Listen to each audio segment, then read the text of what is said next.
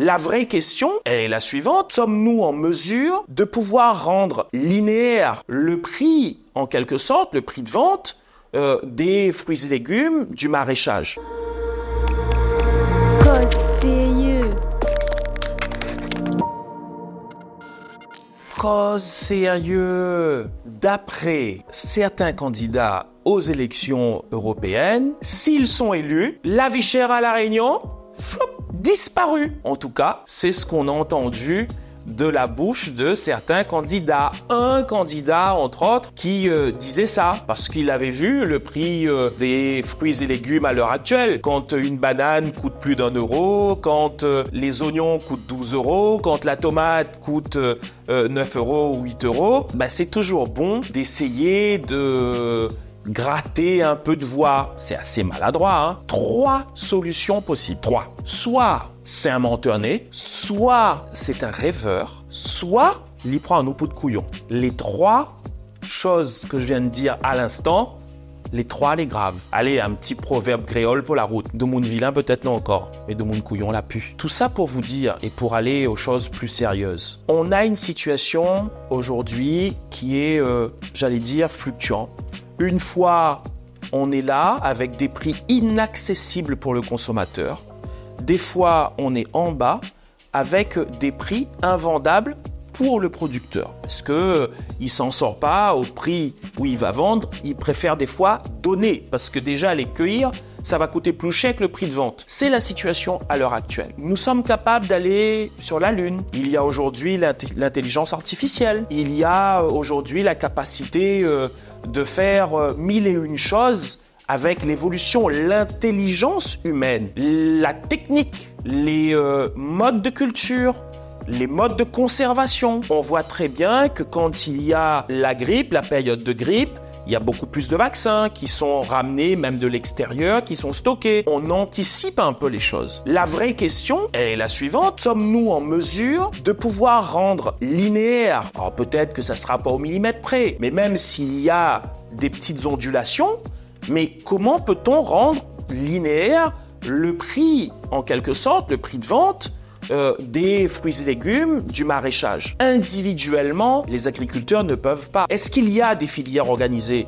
Bien sûr qu'il y a des filières organisées. Est-ce que ces filières-là sont au top de l'organisation? C'est pas une critique gratuite. Si tel était le cas, on n'aurait pas eu toutes ces fluctuations énormes entre surproduction ou sous-production, parce que tout est une question d'offre et de demande.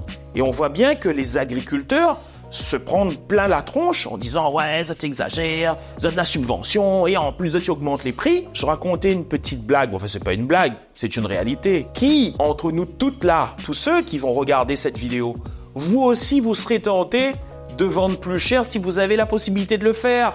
C'est presque humain. Je ne veux pas défendre les agriculteurs, mais j'essaye d'être humain. C'est-à-dire se dire, il y a la possibilité de gagner 10, mais pourquoi je vais vendre 2?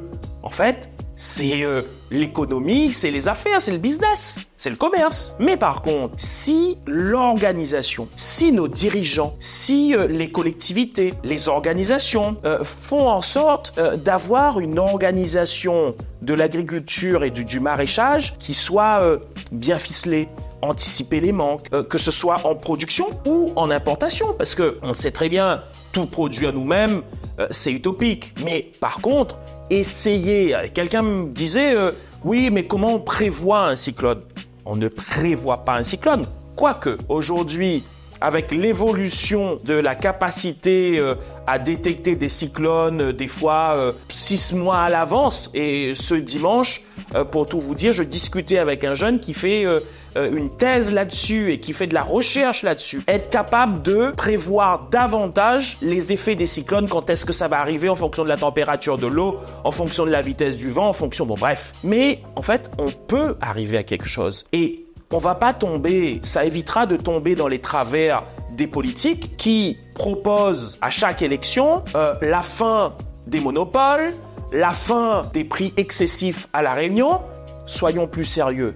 Respectons davantage la population, les consommateurs, et puis en même temps, parce que c'est aussi politique, ils feront davantage confiance aux politiques. Quand il y a des décennies avant que je sois né, les 47 aujourd'hui, on parlait déjà de la vie chère. Tout le monde disait, je vais faire ce qu'il faut pour qu'il y ait plus de vie chère. Les années passent et les années se ressemblent. Les élections passent et c'est toujours les mêmes promesses. Et ceux qui promettent des choses ont aujourd'hui des partenaires qui sont au pouvoir aujourd'hui, mais qui ne font pas non plus ce qu'ils disent. Donc, il y a là un vrai problème. Bien sûr, personne ne détient les vérités absolues, la science infuse, certainement pas moi. Mais c'est quand même une évidence. L'organisation de l'ensemble des filières permettra, à mon sens, de rendre les choses linéaires et de, redonner du pouvoir d'achat donc aux consommateurs et ne plus vendre, par exemple, un kilo d'oignons 12 €.